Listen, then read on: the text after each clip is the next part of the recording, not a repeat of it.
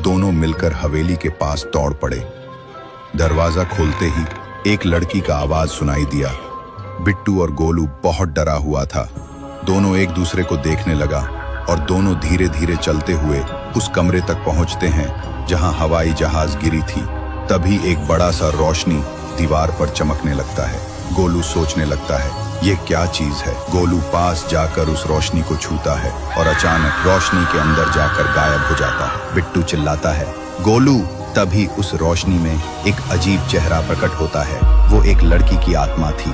बिट्टू डरकर भागने लगता है, लेकिन दरवाजा खुद ब खुद बंद हो जाता है। भूतनी रोशनी से बाहर निकलकर धीरे धीरे उसकी ओर बढ़ती है। तभी बिट्टू दौड़ता हुआ हवेली की छत पर पहुंच जाता है और अपने मामा को कॉल करता है। मामा एक पुराने जमाने के पाखंडी बाबा थे। मामा अपने आदम जमाने के पुराना स्कूटर से हवेली में आ जाता है।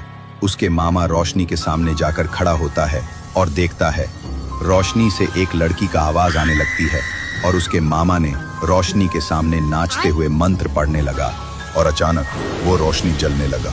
थोड़ी ही देर में रोशनी से वो आत्मा बाहर आने लगा।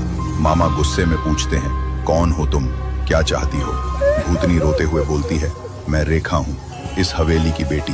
मेरे पिता ने मुझे जिंदा इस कमरे में बंद कर दिया था। मैं भूखी प्यासी मर गई और अचानक रोशनी की प्रकट होकर मैं यहाँ रहने लगी और साल भर मैं यहाँ पर अकेली जिंदगी गुजर रही हो। मैं अकेली हूँ, इसलिए मैंने उसको यहाँ पर खींचा।